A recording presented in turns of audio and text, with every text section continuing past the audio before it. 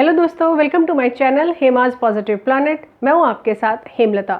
दोस्तों, दुनिया के जाने माने बिजनेस लीडर हेनरी फोर्ड का कहना है कि हम में से ज़्यादातर लोग अपनी समस्याओं का हल खोजने के बजाय अपनी ज़्यादातर ताकत और अपना समय समस्याओं से जूझने में लगा देते हैं।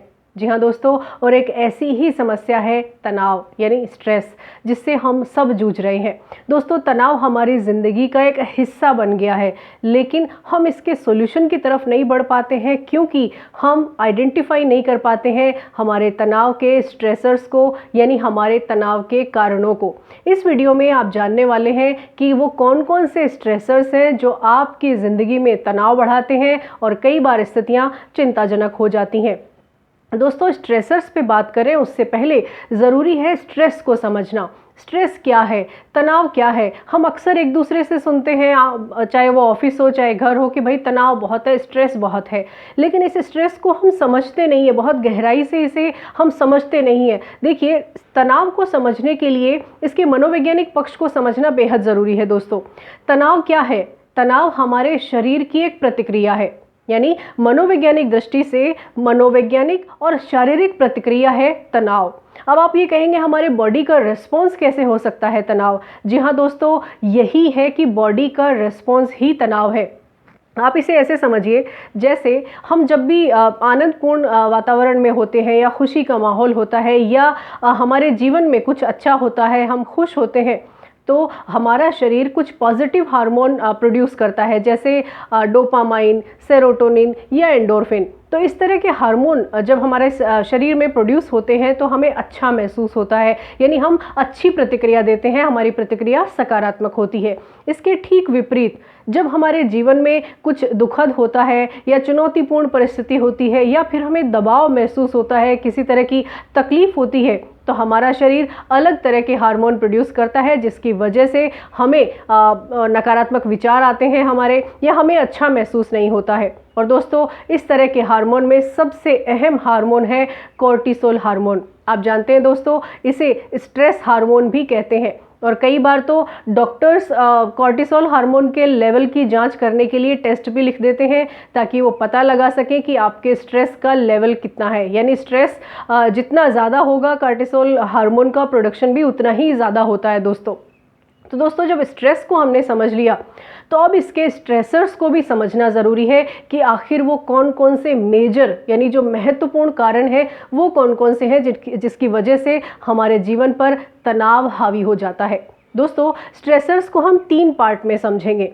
पहले पार्ट में जो स्ट्रेसर हैं वो आते हैं एक्सटर्नल स्ट्रेसर, यानी वो बाहरी परिस्थितियां जिनकी वजह से हमारे जीवन में तनाव आता है। यानी किसी भी व्यक्ति के जीवन की जो बाहरी परिस्थिति है, उसमें रिश्ते हैं, उसमें कार्यस्थल है, उसमें बाहर की जो भी सामाजिक और जो भी हमारे वातावरण की जो परिस्थितियां हैं वो है, या फिर कई बार जो पेंडेमिक जैसी सिचुएशन अभी हम देख रहे हैं वर्तमान में, ये सारी परिस्थितियां एक्सटर्नल स्ट्रेसर में आती हैं। अब इनको और गहराई से समझने के लिए कि ये तनाव का कारण कैसे बनती हैं, इसको समझना ज़रूरी है। दोस्तों, रिश्ते, व्यक्ति की ज़िंदगी जहाँ से शुरू होती है आसपास के रिश्तों से, यानी एक व्यक्ति की जो बाहरी ज़िंदगी है वो रिश्तों से शुरू होती है। और कई बार ऐसा देखने में आता है कि रिश्ते अगर ख़राब हो गए हैं, रिश्ते अगर टॉक्सिक हो गए हैं, उनमें प्रॉब्लम बढ़ गई है, तो ज़िंदगी में तनाव शामिल हो जाता है। और तनाव इसलिए भी ज़्यादा बढ़ जाता है क्योंकि उन खराब रिश्तों को हम सुधारने के प्रयास भी नहीं करते हैं। और रिश्तों को सुधारें कैसे, इसके वीडियो का डिस्क्रिप्शन बॉक्स में लिंक दिया हुआ है, आप देख सकते हैं कैसे टॉक्सिक रिलेशनशिप हमारी ज़िंदगी पर असर डालते हैं। तो दोस्तों, रिश्ते हमारे जीवन पर बहुत गहरा असर डालते हैं। दूसरा, आजकल एक और टर्म यूज़ हो रही है, डिजिटल रिलेशनशिप, यानी डिजिटल रिश्ते। दोस्तों, सोशल मीडिया प्लेटफॉर्म के ज़रिए यंगस्टर्स खास तौर पर ऐसे रिश्तों में उलझ जाते हैं। कई बार वो रात रात भर चैट में बिज़ी रहते हैं, वीडियो कॉल्स पर बिज़ी रहते हैं, फ़ोन कॉल्स पर बिज़ी रहते हैं, और जब अपनी ज़िंदगी को वो डिस्टर्ब करने में लगे रहते हैं। और जब कई बार पता चलता है कि उनके साथ चीटिंग हुई है, तो फिर वो डिस्टर्ब हो जाते हैं, उनके जीवन में तनाव बढ़ जाता है। और इसके अलावा और भी बहुत सारी परिस्थितियां जो है वो नई जन्म ले लेती हैं, जिनकी वजह से स्ट्रेस लगातार बढ़ता चला जाता है। डिजिटल रिश्तों पर मैं एक अलग से वीडियो बनाऊंगी, लेकिन फिलहाल रिश्तों को समझना है कि ये हमारे एक्सटर्नल स्ट्रेसर का बहुत बड़ा कारण है। दोस्तों, अब आता है कार्यस्थल। कार्यस्थल के स्ट्रेस को सब समझते हैं दोस्तों कि वर्कलोड बहुत ज़्यादा होता है, कलीग के साथ कई बार हमारा सामंजस्य नहीं होता है, बॉस के साथ हमारी ट्यूनिंग सही नहीं होती है, या कई बार जो आज के दौर में हम देख रहे हैं कि टेक्निकल जो इश्यूज़ हैं उनको कुछ पुराने लोग जिनको टेक्निकल चीज़ों की उतनी समझ नहीं है वो उनके लिए चुनौतीपूर्ण परिस्थिति हो जाती है और उसकी वजह से तनाव बहुत बढ़ जाता है। जैसे कि आजकल हम देख रहे हैं ऑनलाइन प्लेटफॉर्म बहुत ज़्यादा बढ़ गया है, तो जो ऑनलाइन प्लेटफॉर्म को नहीं समझ रहे हैं या इस तकनीक को नहीं समझ रहे हैं उनके लिए ये स्थिति तनावपूर्ण हो गई है। तो वर्कलोड और बाकी जो चीज़ें हैं वो तनाव का कारण हो सकते हैं। कई बार व्यवहार जो वर्क प्लेस पर होता है व्यक्ति के साथ वो भी तनाव का कारण बन जाता है। तो आपको आइडेंटिफाई करना है कि अपने एक्सटर्नल स्ट्रेसर में कौन सी चीज़ सबसे ज़्यादा आप पर हावी है। इसके बाद आती है जो सामाजिक परिस्थिति है। दोस्तों, सामाजिक परिस्थितियाँ या हमारे जो देश में या जो हमारे जो आसपास का जो वातावरण है वो हमारे नियंत्रण में नहीं होता है, उसका असर कहीं ना कहीं हम पर होता है। अब अगर कोविड-19 की बात करें तो इसकी वजह से भी स्ट्रेस का लेवल लोगों की ज़िंदगी में बहुत ज़्यादा बढ़ा है। तो ये भी आइडेंटिफाई करना है कि कहीं कोविड की वजह से तो स्ट्रेस नहीं है, और जाहिर सी बात है ये एक ऐसी परिस्थिति है जिसका सामना मजबूती से करना होता है, लेकिन ये तभी हो पाएगा जब हम आइडेंटिफाई कर पाएँ। दोस्तों, सुरक्षा असुरक्षा या खतरे की जो स्थिति है, अपनों को खोने का डर है या कुछ ने अपने खोए भी हैं, तो इस तरह की जो परिस्थिति है, जो दर्द देने वाली स्थितियां हैं, इसकी वजह से जीवन में तनाव बढ़ जाता है। लेकिन बढ़े हुए तनाव को आइडेंटिफाई करना ज़रूरी है कि अधिकतम प्रभाव यानी जो ज़्यादातर जो हावी होता है तनाव का कारण वो स्ट्रेसर कौन सा है, एक्सटर्नल स्ट्रेसर्स में से वो कौन सी चीज़ है जो सबसे ज़्यादा हावी है, वो आइडेंटिफाई करनी है। तो यानी एक्सटर्नल स्ट्रेसर के बाद दूसरी तरह का जो स्ट्रेसर है वो है इंटरनल स्ट्रेसर। दोस्तों, जिस तरह से बाहरी परिस्थितियों का हम पर असर होता है, हमारा शरीर उस पर अलग तरह से प्रतिक्रिया देता है, ठीक ऐसे ही हमारी अपने आप के साथ जो हमारा रिश्ता है, यानी हमारा जो आंतरिक जो सिस्टम है, जो तंत्रिका तंत्र है, वो भी इसकी एक बहुत बड़ी वजह होती है, लेकिन हम उसे पहचान नहीं पाते हैं। कैसे पहचानें? इसको इस तरह से समझें कि कोई भी जो घटना है या कोई परिस्थिति है या कोई व्यक्ति का व्यवहार है या कोई ऐसी स्थिति है जिस पर आपका रिस्पॉन्स कैसा है, वो चेक करने की ज़रूरत है। यानी आपकी प्रतिक्रिया कैसी है, आपका रिएक्शन कैसा है, आपका सोचने का तरीका क्या है, आपका व्यवहार कैसा है, आपकी भाषा कैसी है। इन सारी चीज़ों को समझना बेहद ज़रूरी है दोस्तों, क्योंकि इंटरनल जो स्ट्रेसर है उसमें हमें इन चीज़ों को बारीकी से समझना है, और बारीकी से हम तब समझ पाते हैं जब हम भागदौड़ भरी ज़िंदगी से ब्रेक लेते हैं। जैसे मैंने अभी मुझे हल्की खांसी आई और मैंने पानी पी लिया, यानी मुझे इस चीज़ का एहसास था कि अगर ऐसा कुछ होता है तो मेरे पास पानी होना चाहिए जो मेरे इस प्रॉब्लम का सोल्यूशन कर सके। यही पहचानना है दोस्तों कि इंटरनल जो स्ट्रेसर है वो हमारे नियंत्रण में होता है, लेकिन हम नियंत्रण नहीं कर पाते हैं, हम पहचान नहीं पाते हैं हमारे इमोशंस को, हमारे व्यवहार को, हमारे रिएक्शंस को, रेस्पॉन्स को, जिसकी वजह से बाहरी चीज़ें हावी हो जाती हैं और हमारा सोचने का तरीका लगातार नकारात्मक हो जाता है। तो हमें यही आइडेंटिफाई करना है कि कहीं हम अपने ही विचारों की वजह से, अपने ही व्यवहार की वजह से या फिर अपनी ही सोच की वजह से तो स्ट्रेस में नहीं है। तो ये आइडेंटिफाई करिए दोस्तों। और इंटरनल स्ट्रेसर में एक और इम्पॉर्टेंट चीज़ है स्वास्थ्य। स्वास्थ्य दो तरफा काम करता है दोस्तों। अगर स्वास्थ्य अच्छा है और स्ट्रेस का लेवल बढ़ गया है तो स्वास्थ्य खराब हो सकता है, लेकिन अगर स्वास्थ्य खराब है, बाकी चीज़ें जीवन में ठीक चल रही हैं, लेकिन अगर स्वास्थ्य खराब हो गया है तो स्वास्थ्य खराब होने की वजह से भी तनाव बढ़ जाता है। तो दोस्तों, आइडेंटिफाई करिए कि आपके जीवन में तनाव एक्सटर्नल है या इंटरनल स्ट्रेसर की वजह से है। थर्ड आता है ट्रॉमेटिक स्ट्रेसर।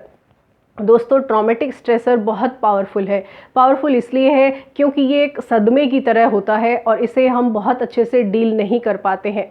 ट्रॉमेटिक स्ट्रेसर में सबसे ज़्यादा जिन चीज़ों का असर होता है, जैसे किसी व्यक्ति के साथ अगर हिंसा हो रही है, वो हिंसा भावनात्मक हो सकती है, वो हिंसा मानसिक हो सकती है, वो शारीरिक हो सकती है, सेक्सुअल हो सकती है, या किसी भी तरह की हिंसा जिस भी व्यक्ति के साथ होती है उस व्यक्ति के लिए वो ट्रॉमेटिक सिचुएशन होती है और उसका बहुत गहरा उसके मन पर, उसके विचारों पर बहुत गहरा असर पड़ता है। जिसकी वजह से व्यक्ति तनाव में आ जाता है और तनाव का लेवल जो है वो इतना ज़्यादा बढ़ जाता है कि व्यक्ति बीमार हो जाता है और बहुत सारे मनोविकारों से भी ग्रसित हो जाता है। दोस्तों, कई बार जो ट्रॉमेटिक स्ट्रेसर है वो पास्ट से भी जुड़ा होता है, यानी किसी व्यक्ति के जीवन में अगर पास्ट में कोई ऐसी घटना हुई है जिसकी वजह से व्यक्ति की ज़िंदगी डिस्टर्ब हो गई है या उसकी वजह से व्यक्ति के जीवन में तनाव है, तो उसको भी आइडेंटिफाई करना है। आपके आसपास भी कोई हो सकता है, आपके परिवार में हो सकता है, या आपकी अपनी ज़िंदगी को भी अगर आपको जांचना है कि मेरे तनाव के कारणों में से कहीं कोई पास्ट लाइफ का रीज़न तो नहीं है जो बार बार आपके जहन में रहता है और आप किसी से कह नहीं पाते हैं, तो ये आइडेंटिफाई करना ज़रूरी है। इसके अलावा दोस्तों, जो पेंडेमिक की जो सिचुएशन है, जो कोविड-19 की जो सिचुएशन है, वो भी एक ट्रॉमा है। लोग बहुत डरे हुए थे जब लॉकडाउन जैसी सिचुएशन थी, लेकिन इससे धीरे धीरे अब बाहर निकल रहे हैं। लेकिन ऐसी परिस्थितियों में अपनी प्रतिक्रिया को नियंत्रित करना है, क्योंकि परिस्थितियां हमारे नियंत्रण में नहीं है, लेकिन हमारी प्रतिक्रिया, हमारा रिएक्शन हमारे नियंत्रण में हो सकता है। कोई भी व्यक्ति कैसा भी व्यवहार आपके साथ कर सकता है, आपके साथ अब्यूजिव भी हो सकता है, लेकिन हम उसके प्रति कैसा रेस्पॉन्स दें, ये हमें चेक करना है। क्या हम बहुत जल्दी प्रोवोक हो जाते हैं, और अगर प्रोवोक हो रहे हैं तो हमें आइडेंटिफाई करना है कि ये हमारा खुद का एक क्रिएट किया हुआ स्ट्रेसर है।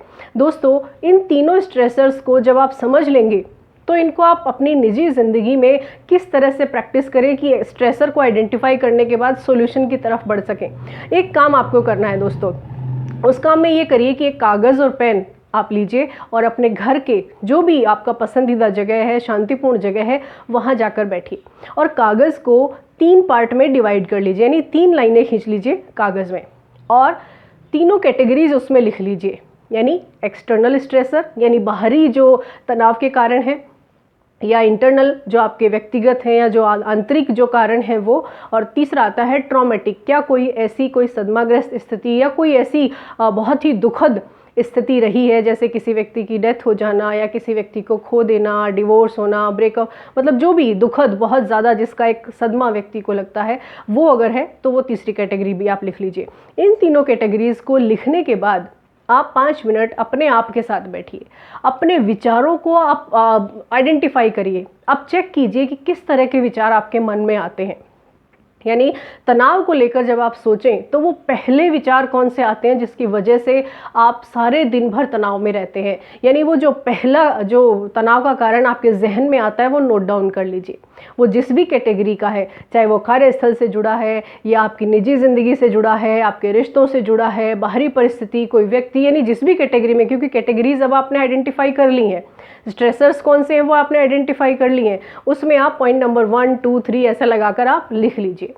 दोस्तों, जब आप 5 मिनट के बाद जब आप लिखना शुरू करेंगे, आप अपने बारे में, अपने सेल्फ इम्प्रूवमेंट के लिए आप दोस्तों काम कर रहे हैं, अपने तनाव को नियंत्रित करने की ओर बढ़ रहे हैं, आप उसका रिड्यूस कैसे करना है उसके फर्स्ट स्टेप की तरफ आप बढ़ रहे हैं कि मैं स्ट्रेसर्स को आइडेंटिफाई करूं और आइडेंटिफाई करने के बाद सॉल्यूशन की तरफ बढ़ूं। तो ये आपको ज़रूर करना है। दोस्तों, जिस भी कैटेगरी के पॉइंट्स ज़्यादा होंगे, आप आइडेंटिफाई कर पाएंगे कि उस कैटेगरी के स्ट्रेसर्स आपकी लाइफ में ज़्यादा हैं, यानी वो स्ट्रेसर आपके तनाव का कारण है। और जब आप स्पेसिफाई कर पाएंगे कि कोई जीवन का ये जो क्षेत्र है, इसकी वजह से मेरे जीवन में तनाव ज़्यादा है, तो फिर सॉल्यूशन दोस्तों बहुत आसान होगा। तो ये प्रैक्टिस आप करिए और इस प्रैक्टिस को करने के बाद आपको कैसा महसूस हुआ, आपने किस तरह से अपने स्ट्रेसर्स को आइडेंटिफाई किया, मुझे कमेंट बॉक्स में लिखकर ज़रूर बताइए। आपको स्ट्रेस रिड्यूस करना है तो वो कौन कौन सी टेक्निक्स होनी चाहिए जिनके ज़रिए आप स्ट्रेस रिड्यूस करें, इस पर मैं नेक्स्ट वीडियो बहुत जल्द आपके लिए लेकर आऊँगी। ये वीडियो आपको कैसा लगा कमेंट बॉक्स में लिखकर ज़रूर बताइए, और पसंद आया है वीडियो तो इसे लाइक, शेयर और सब्सक्राइब ज़रूर करें। इस चैनल को सब्सक्राइब करना ना भूलें। जाने से पहले बस यही है कहना, खुद पर रखिए यकीन और बनिए किसी की उम्मीदों का उजाला। Thank you so much for watching this video.